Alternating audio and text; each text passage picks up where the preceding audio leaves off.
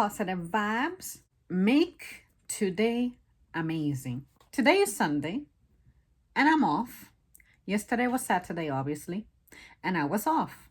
I had the weekend off from retail and I didn't request it. It just happened. So I can tell you that this is inherently an amazing day. Any day that I get to just take off from work, not be at work, clear my mind, especially consecutive, is already a good time. The reason being because around this season, particularly, it's when everything gets crazy. My pain tolerance, frustration tolerance for my job is insanely high. But just because it is, it doesn't mean that I like to experience that back to back to back to back to back. And sometimes that's all that you're given. They are giving you the toughest hours, the hardest schedule, because, well, this is retail. Therefore, you cannot ever expect to have days off around this season. And that's something that some people lamented as customers. They were like, I really hope that you get to have some days off. And I'm like, no, where the fuck do you think I am? This is retail. This doesn't matter like other careers where maybe you get some time off. And say with other people who have like more salaried jobs, I guess policemen and the things that are just non-negotiable in society. Doctors, I doubt they get time off like this. But see what I mean? It's one of those things that retail is as insignificant as it may be in your eyes and as lacking value as it may be in your eyes. It's still something that's important so that you can access the goods that you cannot grow in your home or you cannot manufacture yourself and all those little things. Y'all know, y'all are smart. But I think that another element to making my days off amazing is that I physically feel better because, of course, I'm not crushing my body with work, but I'm also able to control at what time I eat because sometimes, especially depending on who's supervising, and I love my supervisors with every fiber of my being, they know who they are, but I mean, depending on who's there, sometimes these fools will starve me.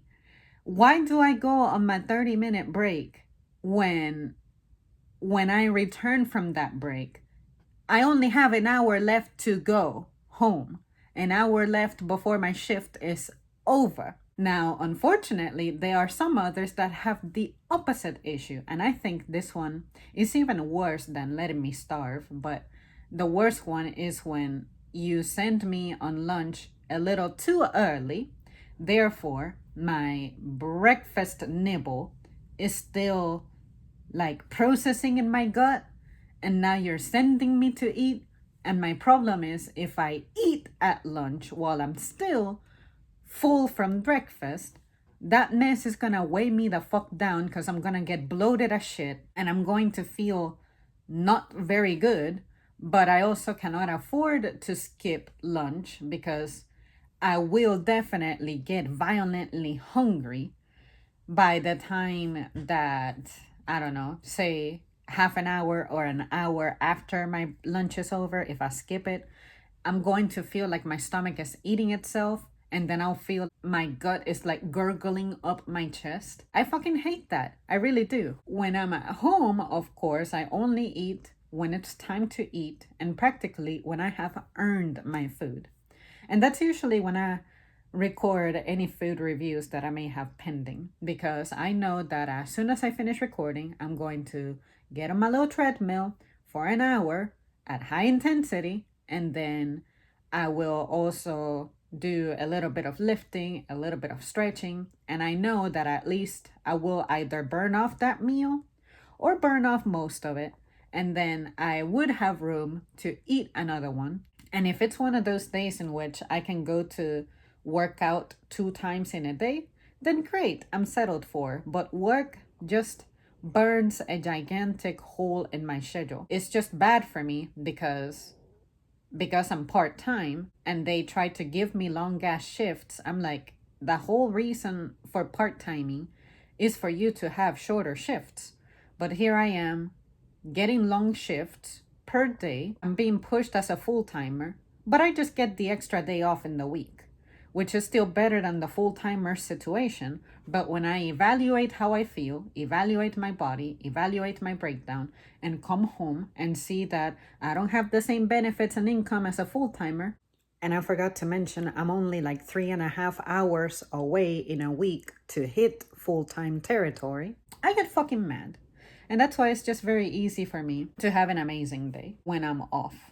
Because at this point, it's starting to feel like if I go to work, I'm losing money, which is, of course, not true. It's an exaggerated version. But what work means for me nowadays versus what it meant for me years ago, I want to say starting 6 years ago is when my problems at work began.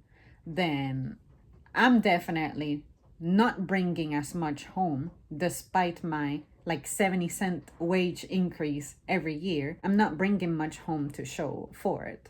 And I definitely can feel that the effort I have to put in nowadays is far greater because now we operate on skeleton crews and I don't have anything to show for it. Even if I were to work that extra overtime, I'm still gonna get taxed more. So in a sense, it keeps balancing me out to where the paycheck I make now is about the same as the paycheck I made 6 years ago. Why the fuck push myself, right? Another thing that makes days like today amazing is that I can pick when and what I do.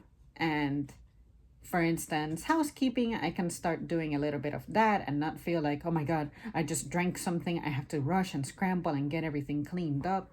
None of that. I can just take my time. And right now, as I'm looking out the window, I observed when the clouds were very dark. I observed when it started getting misty. Then I observed the first couple of heavy raindrops.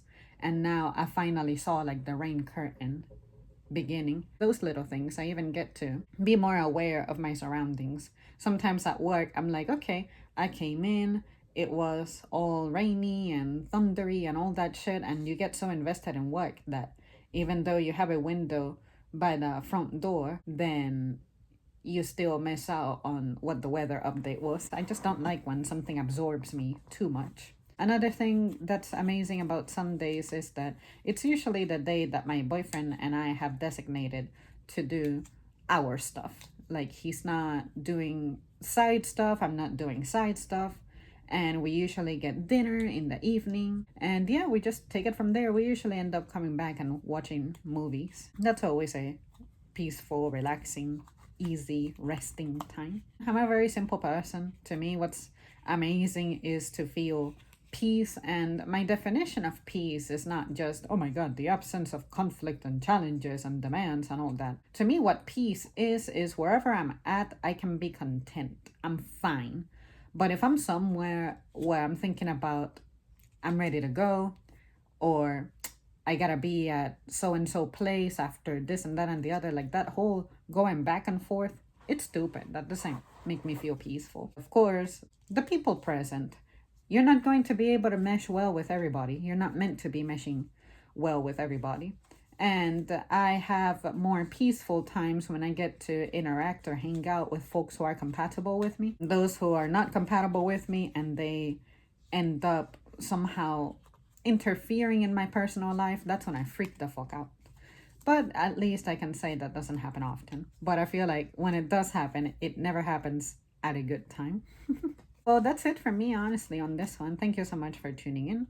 Let me know how this one translates for you, and I'll see you next time.